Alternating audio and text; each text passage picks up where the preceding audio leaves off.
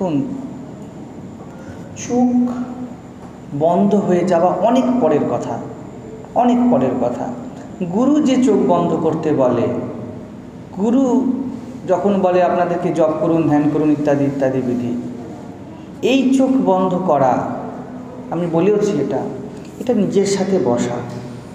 কারণ আমরা খোলা চোখে যা দেখি তাকে জাবর কাটার সময় দিই না। আমাদের প্রকৃতি, আমাদের প্রবৃত্তি আমাদেরকে একই ধরনের, একই প্যাটার্নে নিয়ে যায়। গুরু শুধুমাত্র, আমি বলেছি বহু জায়গাতেই, দীক্ষা ইত্যাদি বা মন্ত্র যাই ঘটুক না কেন, প্রাথমিক অবস্থাতে গুরু একটি জিনিস শুধুমাত্র দেয়, একটু বসো। তুমি দৌড়াতে বলো অভ্যস্ত, আপনি দেখবেন নর্মাল ক্ষেত্রেও আপনি যখন কাজকর্ম করেন সব করবেন, আপনার বসতে ইচ্ছা হবে না,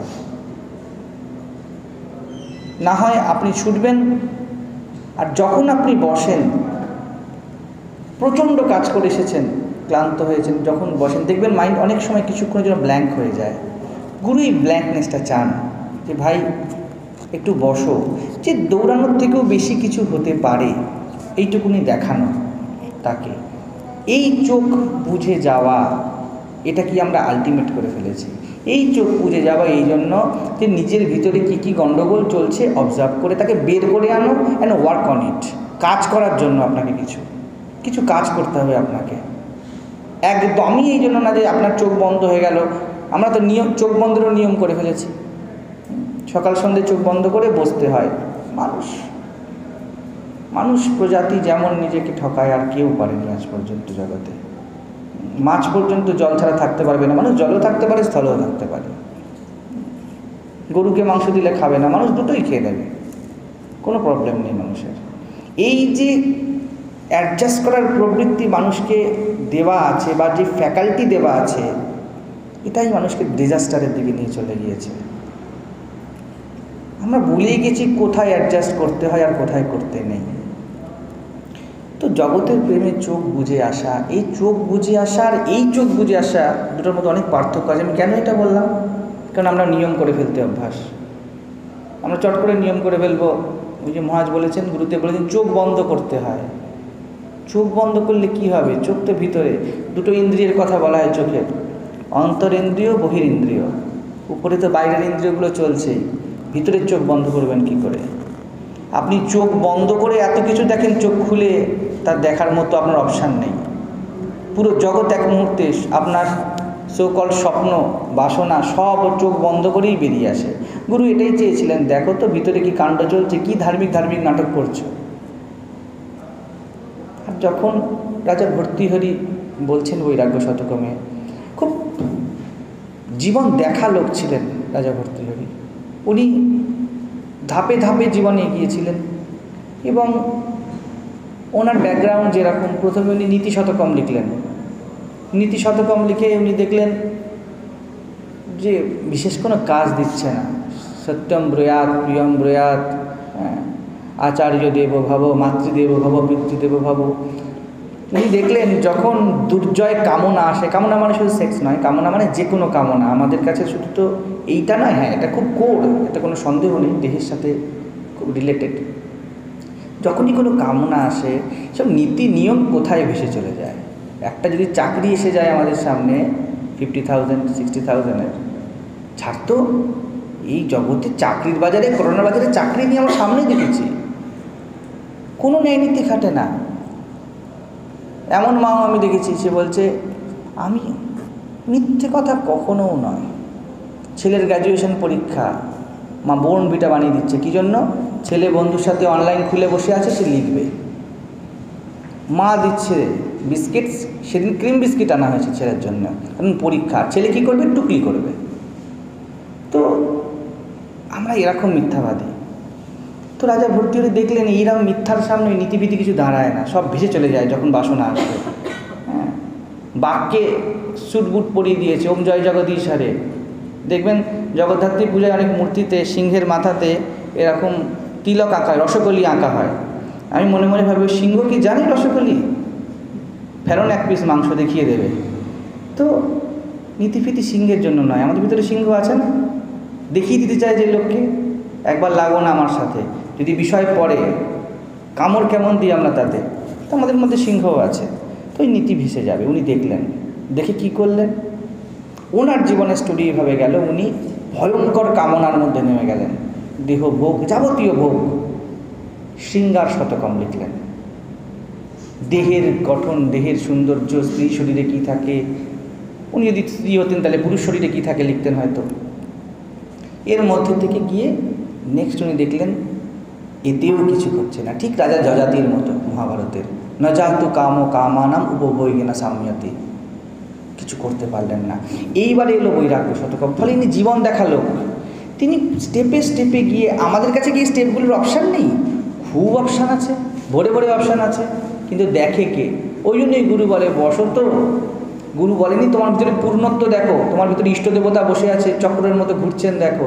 হ্যাঁ, সাংকেতিকভাবে উনি কিছু বলেন বটে, কিন্তু মূল উদ্দেশ্য ওনার এই থাকে, দেখে নাও রে ভাই তোমার নীতি কবে ভেসে গেছে, তোমার কামনা কবে ভেসে গেছে, তোমার কামনা এসে সব শেষ করে দিয়ে চলে গেছে, আছো তো শুধুমাত্র একটা হাড় মাংসের পুতুল, কিচ্ছু নেই তোমার ভিতরে। তো উনি যখন দেখে গিয়ে স্তরগুলি রচনা করলেন বা মন্ত্রগুলি রচনা করলেন, এর মধ্যে যেমন কবিত্ব আছে, এক একটা লাইন আমরা যে ইউটিউবে দিই, ও রাত্রিবেলায় করে দেয়, এক একটা সময় তো আমি পুরো বন্ধ করে দিই যে এটা এর মানে দিতেই হবে না। যেমন উনি সম্ভবত শিবের কথাটা কেউ একজন বলে, শিব পার্বতীর কথা বললেন, আপনি দেখবেন মানে ওটা দেওয়াই হয়নি, কারণ উনি এমনভাবে ভার্বস ইউজ না করে অ্যাডজেক্টিভের থ্রু গেছেন, এক একটা লাইন 3 লাইনের মতো। এটা কবিত্বের খুব স্ট্রং সাহিত্যবোধের প্রতীক, যে না হলে এটা করতে পারতো না। আর এই 3 লাইনে গিয়ে একটা শব্দ শেষ হচ্ছে, মানে ওনার একটা সেন্টেন্স শেষ হচ্ছে। তো উনি যখন এই কথা বলছেন যে পাখি ঋষির কোলে বসে তার প্রেমাশ্রু পান করছেন, খুব সিগনিফিক্যান্ট কিছু বলছেন উনি। দেখুন, আর কোনো প্রকাশ নেই, আপনি কি বুঝেছেন, কতদূর বুঝেছেন, কোনো অপশান নেই যেটা দিয়ে আপনি প্রকাশ করতে পারেন আপনার প্রজ্ঞা, একমাত্র প্রেম। জ্ঞানের গাছে প্রেমের ফল ফলবেই ফলবে, হতে পারে না। শুকনো জ্ঞান ঠ্যান যাকে বলা হয় তা শুধু কেতাবি জ্ঞান। যেখানে দেখবেন শাস্ত্রের মধ্যে লেখা আছে যে জ্ঞানে কিছু হয় না, প্রেম, বৈষ্ণবরা এই প্রপাগান্ডাটা খুব করে, হতেই পারে না।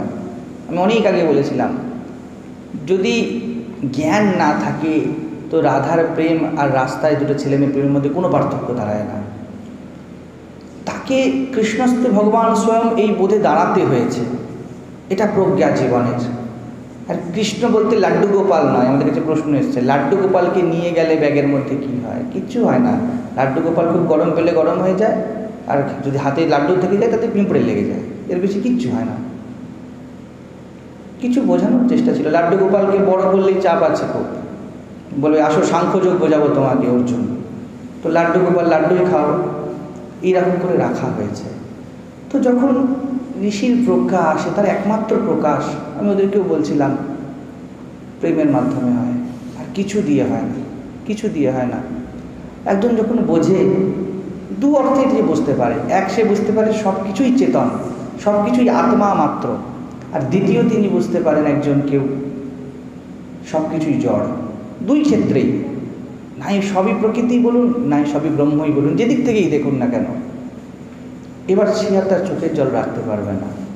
একেই রামকৃষ্ণদেব কোথাও প্রেমাশ্রু বলেছিলেন। এখন তো আমাদের এত প্রজ্ঞা সম্পর্কিত, আমাদের মানে খুব উন্নত বুদ্ধি, আমরা খুব ডিসাইড করে ফেলেছি যে এই দিক দিয়ে চোখের জল পড়লে তাকে প্রেমাশ্রু বলে না, ওই দিক দিয়ে চোখের জল পড়লে তাকে প্রেমাশ্রু বলে। আমাদের তো এরকমই সব জিনিসই আমরা করেছি। স্বামীজিও খুব গালাগালি দিয়ে গিয়েছিলেন, তো আমরা এগিয়ে গিয়েছি, আমরা স্বামীজির গালাগালি খাইনি। স্বামীজি বলেছিলেন বাঁ হাতে ঘটিটা তুললে কী হবে আর ডান হাতে ঘটিটা তুললে কী হবে, যে চাঁদ 1500 বছর ধরে এই নিয়েই ভাবছে তার আর উন্নতির কী আশা। আমরা এগিয়ে গিয়েছি, আমরা এখন প্রেমাশ্রুর কাউন্টডাউন করি, ডান দিক দিয়ে পড়লে কী হবে, বাঁ দিক দিয়ে পড়লে কী হবে। ও সমাধি, নির্বিকল্প না সবিকল্প? আজকে বলছি নির্বিকল্প, কি না করেছি আমরা। হ্যাঁ, টিকিতে কটা গিট থাকতে হয় এরকম কথাও চলে, ব্রহ্মচারীদের মধ্যেই চলে। টিকির শেপ কী হবে সাউথ ইন্ডিয়ানদের মতো ফুল মাথাওয়ালা টিকি হবে না সরু টিকি হবে, এতেও রুচিবোধ আছে। তো সব রকমই অ্যাক্সেস আছে। উত্তর ভারতীয় অ্যাকসেন্ট করবে, এরমভাবে কথা বলবে, আর দক্ষিণ ভারতীয় অ্যাকসেন্টে কথা হবে, সংস্কৃত টানবে। আমাদের ধর্ম, স্বামীজি স্থূল বলেছেন না, ঘটি ধরা বাটি ধরবেন না, আমরা এগিয়ে গেছি, আমরা বইতে ঢুকে গেছি। আমরা আগে সংসারের 12টা বাজিয়েছিলাম অবৈজ্ঞানিক হয়ে, এবারে শাস্ত্রে ঢুকে শাস্ত্রের 12টা বাজিয়ে দেবো, যাতে একটু নাই থাকে। আগে তবুও দাঁড়িয়েছিল কোনোভাবে, স্মৃতি ছিল, পুরাণ ছিল, উপনিষদ ছিল, দাঁড়িয়েছিল। এখন বলছে এখন এদেরকেই ঢুকে কোরাট করবো, ঘরে ঢুকে মারবো এদেরকে। এই যে যদা যদা হি ধর্মস্য গ্লানির্ভবতি ভারত, তো ভারতে আসবে শুধুমাত্র শ্রীকৃষ্ণ, আমাদের এমন এমন বুদ্ধি। তো এইগুলি ঘটেছে। কিন্তু ঋষির প্রেম, ভাবুন না একবার, যে কোনো একটা ঋষি, সে শুধুমাত্র, আমি ওদেরকে বলছিলাম যে এই বন জঙ্গল দেখছিস, এর মধ্যে দিয়ে ঋষি যাচ্ছে, ঋষি ছিল এখানে, এত জীবন বুঝলো কি করে? আমাকে উনি বলছিলেন আজকে যে আপনি এইসবের মধ্যে দিয়ে যাননি, এত জীবন বুঝলেন কী করে? তো আগেই আমি কথাটা বলছিলাম ওদেরকে, ওটা নিয়ে গাড়িতে কথা হচ্ছিল, যে এরকম চারিদিকে ধরুন তখনও বন ছিল, জঙ্গল ছিল, তো ঋষি বুঝলো কি করে যে মানব মনের কি আঁক বাঁক, কলা খেত, ফল খেত, মূল খেত, আর আমাদের তো ধারণা নেই, জটা দিয়ে ঘরে বসে থাকতো। তাহলে কি করে বুঝলো? চ্যালেঞ্জ এলো কি করে? এটাও একটা ধুলো। ঋষি পুরো জীবন বেঁচেছে, সে দেখেছে, জবরদস্ত মার খেয়েছে জীবনে সে। হ্যাঁ, আপনি এখন বাড়িতে খান, আপনার অফিসে খান, তিনি অন্যভাবে খেয়েছেন, কিন্তু ঋষির মধ্যে একটা সংবেদনশীল মন ছিল, তিনি ভিতরে ঢুকে গেছিলেন। কোনো আরণ্যক বা উপনিষদ, আমরা জানি হয়তো, অনেকে জানে না, উপনিষদের 4টে ভাগ, বেদের, ব্রাহ্মণ সংহিতা, আরণ্যক, উপনিষদ। আরণ্যকের থেকে কাছাকাছি উপনিষদ, তারও জিস্ট। ব্রাহ্মণ ভাগে পূজা পদ্ধতি, বিভিন্ন রকম সংহিতা ভাগে বিভিন্ন স্তোত্রপত্র ইত্যাদি দেওয়া আছে দেবদেবীকে তুষ্ট করার জন্য। আর আরণ্যক আর উপনিষদ, এইগুলো হলো জীবনের সার ভাগ। ঋষি যখন আরণ্যক বা অরণ্যে প্রবেশ করে, তার আগে সে অনেক কোর্স কমপ্লিট করে ঢুকেছে। দেখুন সেই ঋষি বেরিয়ে এসে কী বলছে, শৃণ্বন্ত বিশ্বই অমৃতস্য পুত্রা আইয়ে ধামানি দিব্যানি তস্তু, শোনো শোনো অমৃতের পুত্রগণ। বুঝতে পারছেন এই শব্দটা উচ্চারণ করার জন্য কত প্রেমপাত্র ভিতরে পূর্ণতা চাই। আর আমরা কি বলি, আমাদের ঋষিরা জীবন বিমুখ হয়ে গেছিল, আমরা সব জীবনমুখী হয়ে উলঙ্গ নাচ নাচবো, এগুলো কি, কোথা থেকে এসেছে? আরে ভাই, তাদের মতো রসরাজও পাবে না, আর তাদের মতো গভীর জীবন দ্রষ্টাও পাবে না। লিখে দেখাক না আজকালকার দিনের লেখকরা, এমন বৈরাগ্য সাধকের মধ্যে 4টেই লিখে দেখাক। গোবর্ধন নাই ধারণ করতে নাই হবে, 4টে শ্লোকই বলে দেখাক কেউ, কলির কেষ্ট কে আছে। তো ঋষির চোখের জল, এটা যে সিম্বল, একটা প্রেমে পূর্ণ হয়ে থাকে, সে থাকতে পারে না। তো এই যে পাখি খাচ্ছে, অর্থাৎ নির্বিকল্প থেকে যেন একটা ঢেউ উঠেছে। ঠাকুরের গানে তো এটা আছে, আমরা জানি অরূপ সায়রে লীলা লহরী, উঠিল মৃদুল করুণাবায়। আমাদের একজন ব্রহ্মচারী গানটা খুব পছন্দ করে। আজকে আমি ভাবছিলাম যে কিছু সময় ছিল যখন তাকে আমাকে বলতে হতো যে তুই গানটা শুনছিস, তার মানে কি বল। আজকে তারই ফেভারিট গান হয়েছে অরূপ সায়রে লীলা লহরী। তো আমার যোগ্যতা নেই, কিন্তু খুব ব্লেসেড ফিল করি যে কোনো মাধ্যমে, এই রংটার মাধ্যমে তিনি এতখানি এগিয়ে নিয়ে যাচ্ছেন যে গানের মানে বুঝতো না, আওড়ে যেত, টুম্পা সোনা কিছু হাম্পি দে না, কত রকম আছে, সবই চলেছে এগুলো। আমি তাকে ধরতাম আর বলতাম, জানিস মানে, জানিস গাইছি, সেটা কি মানে আমাকে বল। সে আজকে অরূপ সায়রে লীলা লহরী গাইছে। এই হলো ঋষির প্রজ্ঞা, এই হলো উপনিষদের করিশ্মা। ঘটে যায় জীবনে, ট্রান্সফরমেশন ঘটে, অদ্ভুতভাবে ঘটে। আমরা আশ্রমে সত্যিই বলছি, আমি বসে যখন ডিল করি মানুষের সাথে, নিজেই অবাক হয়ে পারি। মাঝে মাঝে গিয়ে মনে হয় একটু দেখি তো মুখটাকে, কি হাতি ঘোড়া, কী এমন বলছি। আমি ওদেরকে কোনো জিজ্ঞেস করি, এর ব্যাপারটা ঘটছেটা কি, যে আমি তো কিছুই এমন বলছি না। হচ্ছে কিছু কিছু কাজ খুব ছোট সময়ের মধ্যে শুরু হয়েছে। তো ঋষির এইরকমই, ভর্তৃহরি এইরকমই, যার অমন প্রজ্ঞা, কত অদ্ভুত কল্পনা। কোনো বিহগকুচিত কোনো একটা, হয়তো এরকমই হতে পারে এরকম পলাশ বনেরই অরণ্য ছিল, বা এরকম মহুয়া বনেরও থাকতে পারে, শাল বনেরও থাকতে পারে কোনো ঋষি। তিনি জগতের একত্বে বসে আছেন, আর কোনো ভেদ নেই তার কাছে, দেহ মন পুরুষ স্ত্রী, এবং তার ভিতর থেকে বেরোচ্ছে এই কথাটা, এটা আমি সবাইকে জানাবো, সবাইকে এদিকে নিয়ে আসবো। এমন কিছু সে চাইছে যেখান থেকে একটা হিন্দি সিনেমা গান অর্ক সাহারের লীলা লহরীতে ট্রান্সফর্ম হয়ে যাবে।